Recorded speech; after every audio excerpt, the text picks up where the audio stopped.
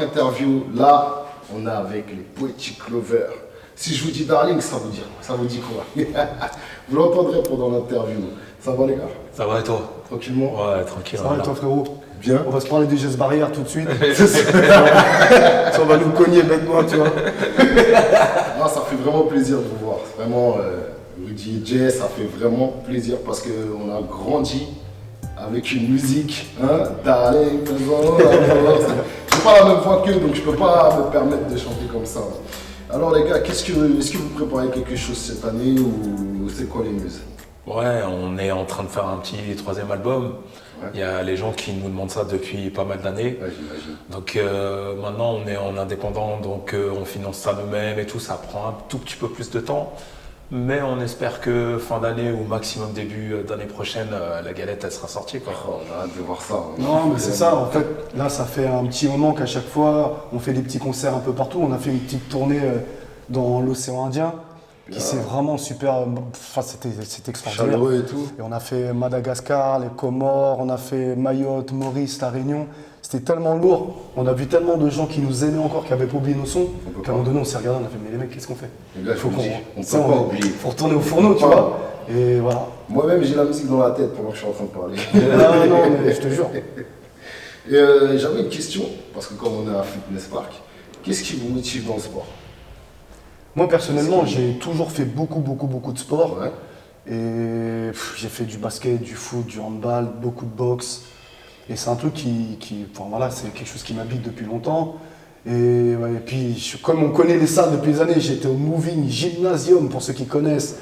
Moving, j'ai fait tout ce genre de salle-là. Fitness Park est arrivé, mais ça a tout tué. Déjà, en termes de tarifs, c'était pas la même chose. En termes de matériel, c'est du technogym, donc c'est du lourd. Puis il y a tout. Moi, je kiffe la fronte, je kiffe les sacs de frappe et tout ça, etc. Donc il y a une espèce de... c'est complémentaire. T'as vraiment tout. Même en termes d'horaire aussi, c'est génial. C'est du 6h du matin jusqu'à des... T'en as même une, je crois que c'est du 24/24.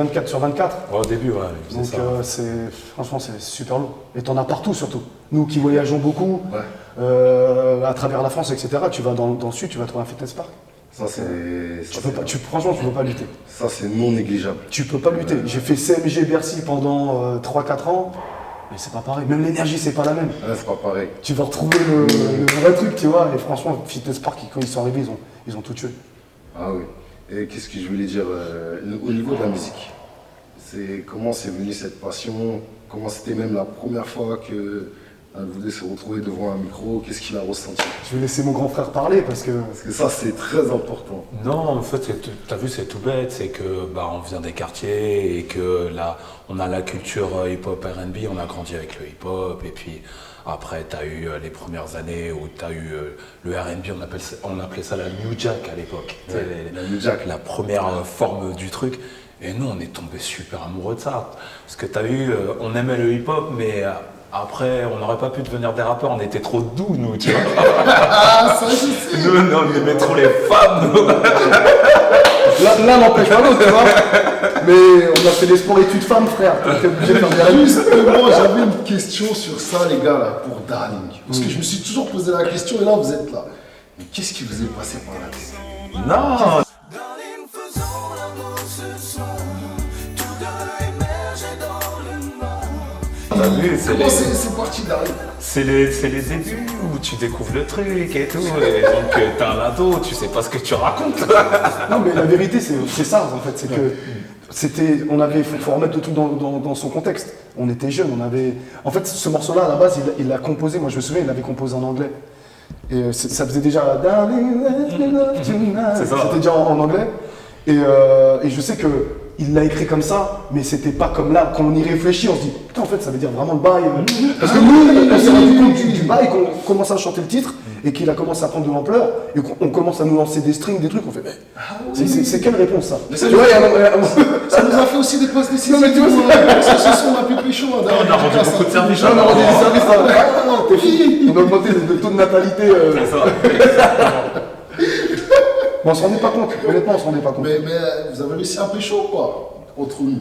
Ah, Donc, ça, nous, j'en même perds pas pas besoin, je pense. Non, on se faut dire la vérité, ça a aidé, bien sûr, ça a aidé. J'imagine. À l'époque, on était au lycée, t'arrives, tu passes à la télé, t'as une chanson qui laisse un message comme ça. Non, franchement, faut dire la vérité, ça a été un truc de fou. Ce morceau, ça a été un truc de fou. Bah, des millions de vues. C'était un truc... En plus, c'était pas la même époque. Il n'y avait pas Exactement. Internet, t'avais 6 chaînes, dont une qui était Canal+, qui était payante. Donc tu passais à la télé, on n'est plus du tout à la même époque. C'était très lourd. Ah, Dans tous les pays africains, on a fait des concerts à Tahiti. Non, On arrive à jusqu'à Tahiti, c'était maintenant. 5-6 000 personnes. jusqu'à maintenant, Non, ça a été on se rendait pas compte. Hein. Ce son, il est écouté jusqu'à maintenant. Je te dis la vérité, on se rendait vraiment pas compte de tout ça. Ça a été un enchaînement de choses. Et franchement lourd. Ouais, j'imagine. Et puis j'ai une dernière question, je pense qu'elle est très importante aussi, c'est pour les personnes qui souhaitent faire du sport et les personnes qui souhaitent se lancer dans la musique. Est-ce que vous avez un conseil à leur donner? Vraiment, Moi, je vais donner en tout cas mon conseil. Aujourd'hui, vous avez plus d'armes que nous, on avait en tout cas à l'époque. C'est-à-dire qu'aujourd'hui, déjà, faut avoir le. Je dis toujours, faut le faire pour les bonnes raisons. Ouais. C'est-à-dire que quand tu aimes le rap, le hip-hop, le chant, la pop, le R&B, peu importe le style, il faut que tu le fasses déjà dans un élan de passion. Et ça, c'est un truc qu'il faut vraiment garder, tu vois, parce qu'il y a beaucoup de gens qui font, tu vois, le hip-hop maintenant, comment c'est. Tu vois l'oseille, c'est un peu comme le foot, Ouais, tu vas le ça faire, change, mais tu le fais pas forcément pour les bonnes raisons. Et aujourd'hui, je trouve que c'est important, il faut le faire pour les bonnes raisons. Aujourd'hui, ils ont des réseaux, nous, on n'avait pas ça. Aujourd'hui, à l'époque, il fallait partir au charbon, t'allais toquer dans les maisons de 10. Nous, voilà l'histoire, on a chanté à cappella devant un truc, on nous a repérés, c'était plus difficile, tu vois.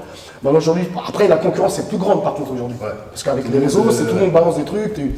Mais il faut le faire pour les bonnes raisons, il faut pas lâcher si on aime, il faut être rigoureux, la rigueur. Moi je dis toujours avec les gars, ce qu'on se dit, c'est qu'à un moment donné, tu as trop de gens qui se plaignent, ouais c'est dur, le business, le chant, c'est dur, faut aller au state, faut aller. Tout plein d'excuses en réalité. Et en réalité, il faut charbonner, faut bosser, en y mettant de la passion, tu mets fatalement du travail, tu mets du cœur. Donc faut y mettre de la rigueur à travers les réseaux. Et puis voilà, faut pas se mettre de limite, tu vois, il n'y a pas de limite. Voilà. Nous on dit, en vrai, ta victoire, elle part de toi-même. C'est personne qui ne fera gagner, gars. Donc c'est toi, ta mentalité, ta rigueur quand tu te lèves le matin, tu sais pourquoi tu te lèves le matin. Et il faut y aller, quoi. Et j'ai un message pour nous, les frères Renoir, on se dit toujours ça, c'est je dis à un moment donné, il faut qu'on soit ensemble, il faut qu'on soit une famille, il faut qu'on soit une grosse communauté, tu vois. ouais. C'est important. Parce que je vois, moi je traîne avec des rebeux, je traîne avec des Asiates, des trucs, etc. Ils ont une forte communauté, ils sont ensemble. Et nous, les Renois, il faut aussi qu'on ait ce truc-là. Je dis pas ça pour faire du blabla, des trucs, etc. C'est une réalité, tu vois. Et nous, on prône ce truc-là. Et pour moi, voilà, on est ensemble. Quand je vois un frère africain, moi je viens des Antilles, c'est mon frère. Quand je vois un frère algérien, c'est mon frère. Et il faut charbonner, il faut faire avancer les choses, tu vois. totalement C'est d'accord. vrai. J'ai même rien à ajouter parce que Non, c'est vrai. t'as tout dit. Il n'y a pas d'excuse. T'as tout dit. Mais en tout cas, les gars, ça m'a fait sincèrement plaisir. Et tout à l'heure, je vais rentrer, je vais écouter encore. Il y a du nouveau qui arrive, t'as dit. Du Voilà. nouveau qui arrive. Et vous allez voir, fitness, c'est pas fini. Et là, ça m'a fait vraiment plaisir. Avec Rudy et Jay, vous déchirez, les gars. Merci à toi, Marco. Merci, mon frérot. Merci, bro. Merci. Ça m'a fait plaisir.